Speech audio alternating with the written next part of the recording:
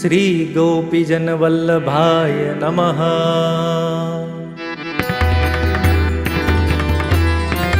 वैष्णवाना हि रक्षार्थं श्रीवल्लभनिरूपितः सुदर्शन महामन्त्रो वैष्णवानां हितावहः।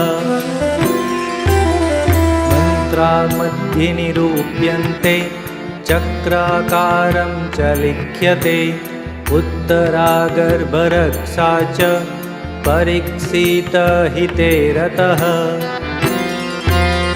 ब्रह्मास्त्रवारणं चैव भक्तानां भयभञ्जनः वधं च दृष्टदैत्यानां खण्डं खण्डं च कारयेत्।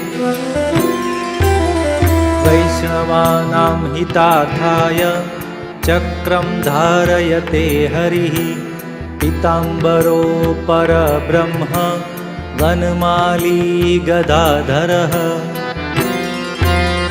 कोटिकन्दर्पलावण्यो गोपिका प्राणवल्लभः श्रीवल्लभः कृपानाथो गिरिधरः शत्रुमर्दनः। दावाग्निदर्पहर्ता च गोपीनां भयनाशनः गोपालो गोपकन्याभिः समावृतोदितिष्ठते। व्रजमण्डलप्रकाशी च कालिन्दी विरहानलः स्वरूपानन्ददानार्थं तापनोत्तरभावनः। निकुञ्जविहारभावाग्ने देहि मे निजदर्शनं गोपिकाश्रुताकीर्णो वेणुवादनतत्परः। कामरूपी कलावांश्च कामिन्या कामदो विभुः मन्मथो मथुरानाथो माधवो मकरध्वजः। श्रीधरः श्रीकरश्चैव श्रीनिवासः सतां गतिः मुक्तिदो भुक्तिदो विष्णुः भूधरो भूतभावनः। सर्वदुःखहरो वीरो दुष्टदानवनाशकः श्रीनृसिंहो महाविष्णुः श्रीनिवासः सतां गतिः। चिदानन्दमयो नित्यः पूर्णं ब्रह्म सनातनः कोटिभानुप्रकाशी च कोटिलीलाप्रकाशवान्। भक्तप्रियः पद्मनेत्रो भक्तानां वाञ्छितप्रदः हृदि कृष्णो मुखे कृष्णो नेत्रे कृष्णश्च कर्णयो। भक्तिप्रियश्च श्रीकृष्ण सर्वं कृष्णमयं जगत् कालं मृत्युं यमं दूतं भूतं प्रेतं च प्रपूयते। ॐ नमो भगवते महाप्रतापाय महाविभूतिपतये वज्रदेह वज्रकाय वज्रतुण्ड वज्रनख वज्रमुख वज्रबाहु वज्रनेत्र वज्रदन्त वज्रकर्कमठ भूमात्मकराय श्रीमकरपिङ्गलाक्ष उग्रप्रलयकालाग्निरौद्रवीर भद्रावतार पूर्ण ब्रह्म परमात्मने ऋषिमुनिवन्द शिवास्त्र ब्रह्मास्त्र वैष्णवास्त्र नारायणास्त्र कालशक्ति कालदंड कालपाश अधोरास्त्र निवारणाय पशुपतास्त्र ब्रूडास्त्र सर्वशक्ति परास्तकराय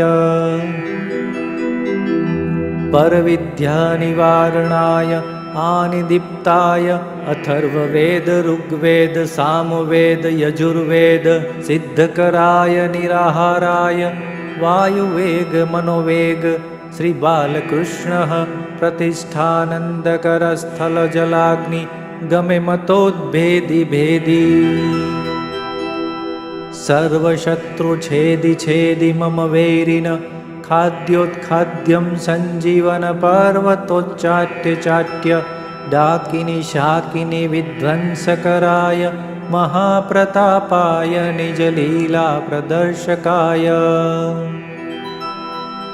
નિષ્કલંક કૃતનંદ કુમાર બટુક બ્રહ્મચારી નિકુંજસ્ત ભક્ત સ્નેહકરાય દુષ્ટજનસ્તબનાય સર્વ પાપગ્રહ કુમાર્ગ ગ્રહાન છેદ્ય છેદ્ય બિંદી બિંદી ખાદ્ય કંટકાન તાડ્ય તાડ્ય મારય મારય શોષય શોષય જ્વાલય જ્વાલય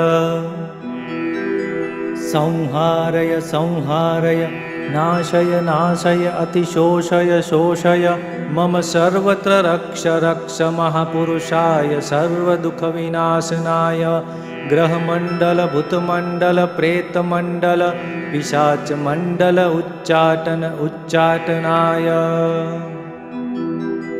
અંતર્ભવાદિક જ્વર માહેશ્વર જ્વર વૈષ્ણજ્વર બ્રહ્મજ્વર વિષમજ્વર શીતજ્વર વાતજ્વર કફજ્વર એકાહિક દ્વાહિક ત્રાહિક ચાતુર્થિક અર્ધમાસિક માસિક ષાણમાસિક સંવત્સરાદિકર ભ્રમિ ભ્રમિ છેદ્ય છેદ્ય બિંદી બિંદી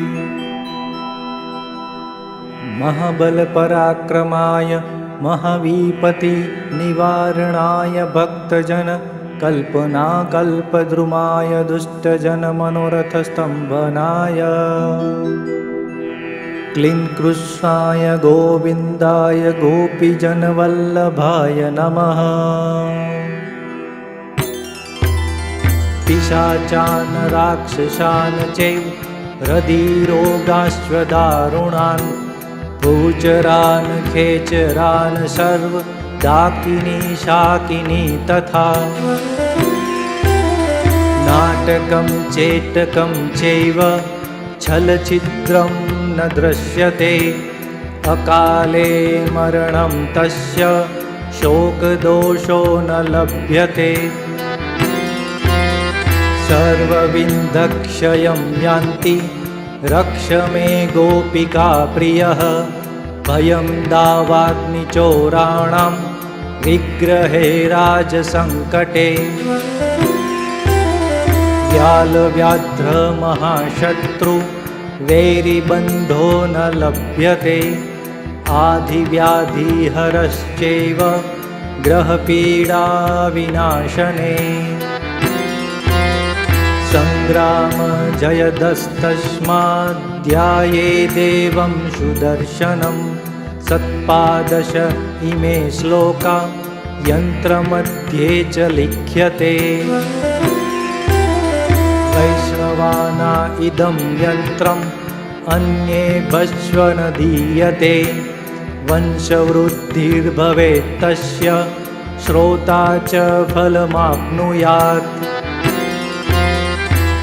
સુદર્શન મહામંત્રો લભતે જયમંગલમ સર્વદુઃખહરશ્ચેદમ અંગશૂલ અક્ષશૂલ ઉદરશૂલ ગુદશૂલ કટીશૂલ કુક્ષેશૂલ જાનુશૂલ જંતશૂલ હસ્તશૂલ પાદશૂલ વાયુશૂલ સ્તનશૂલ સર્વશૂલાત નિર્મૂલય દાનવ દૈત્ય કામિની વેતાલ બ્રહ્મ રાક્ષસ